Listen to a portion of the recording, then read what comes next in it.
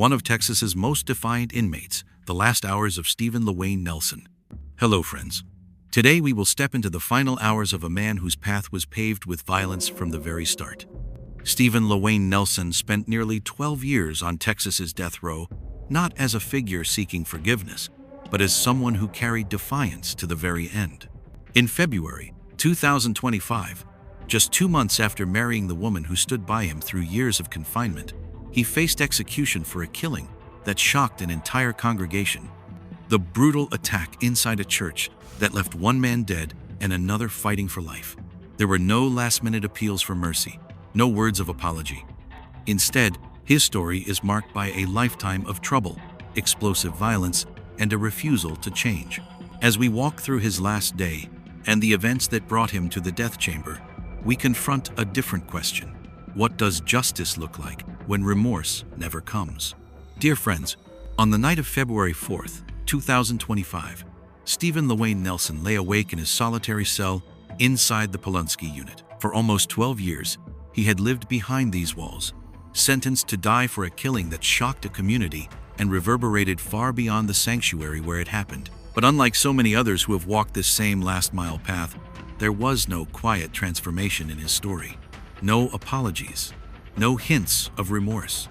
Nelson carried the same hard edge into his final day that had defined him for most of his life. Just 2 months earlier, in December 2024, he had married the woman who had stood by him through years of incarceration. But when asked if she would be in the witness room for his execution, Nelson declined. "I don't want her to see me that way," he said. "I don't want her last memory to be me strapped down, pumped full of drugs until my heart stops." Those hours before dawn were not filled with reconciliation or redemption. They were hours of waiting, of thinking about a life that had been in collision with the law almost from the beginning. Born on February 18, 1987, in Ada, Oklahoma, Nelson's earliest memories were steeped in chaos. His home was filled not with warmth, but with shouting matches, slammed doors, and nights spent alone. His mother disappeared for days at a time, leaving her children, one of them deaf, to fend for themselves.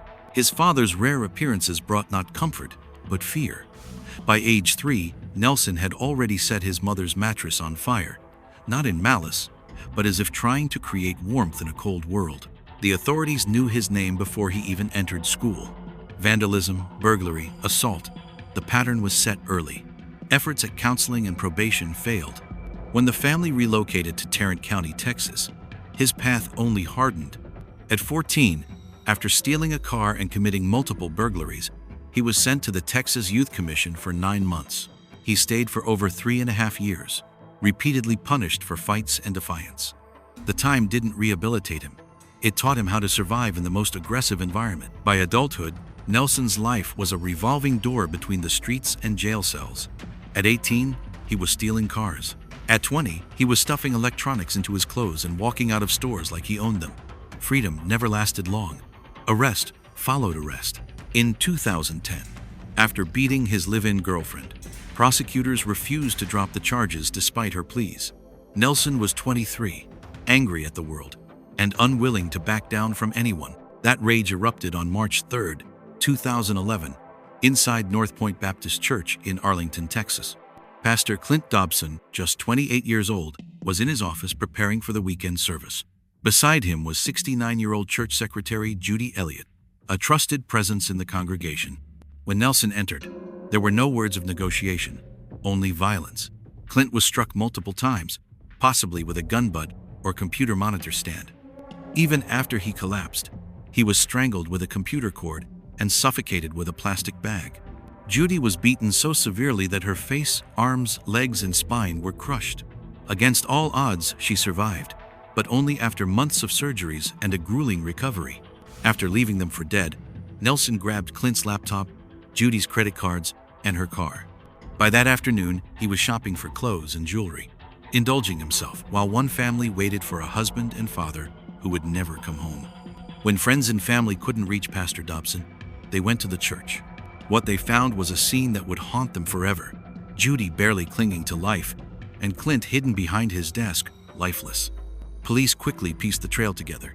Nelson had missed a probation meeting that day, triggering a warrant. When they searched his belongings, they found the stolen items, blood-stained shoes matching both victims, and fingerprints linking him to the church. After his arrest, Nelson was held in Tarrant County Jail awaiting trial. His time there only confirmed the prosecution's portrait of him: volatile, dangerous, and unpredictable. He destroyed property, attacked guards, and in March 2012, allegedly strangled fellow inmate Jonathan Holden, a mentally ill man locked up for theft.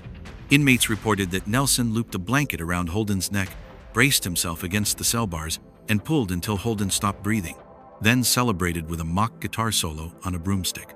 In October 2012, Nelson stood trial for the murder of Pastor Dobson and the attempted murder of Judy Elliot.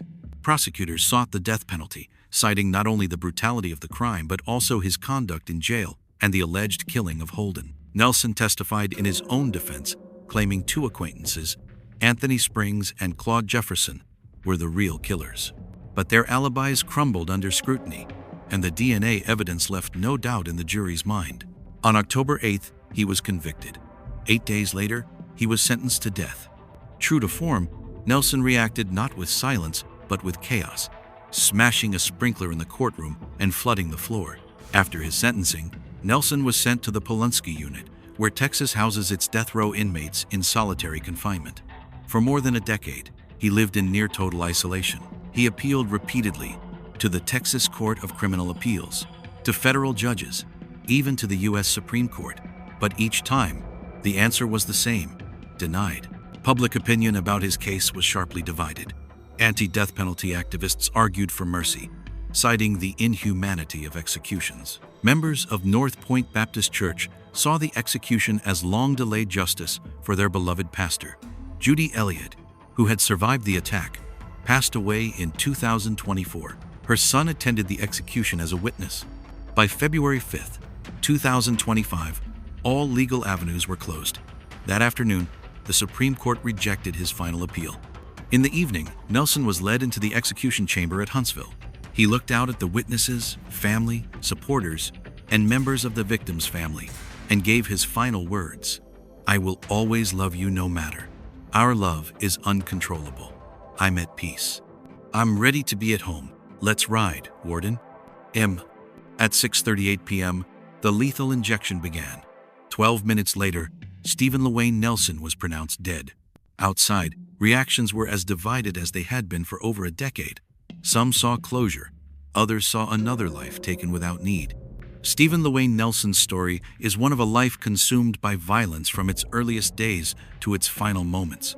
There was no turning point, no sign of remorse, no plea for a second chance. His final words were personal, but they did not speak to the lives he had taken or the pain left behind. For the family of Pastor Clint Dobson, the execution closed a chapter that began with a horrific attack inside a place of worship. For others, it reignited debate over the death penalty and whether taking another life can ever be justice. Dear friends, Nelson's journey forces us to face an uncomfortable truth. Some stories end without redemption. As you think about this case, ask yourself, should justice be measured by the change in a person or by the weight of their actions? If this story made you reflect, share it and stay with us for the next one.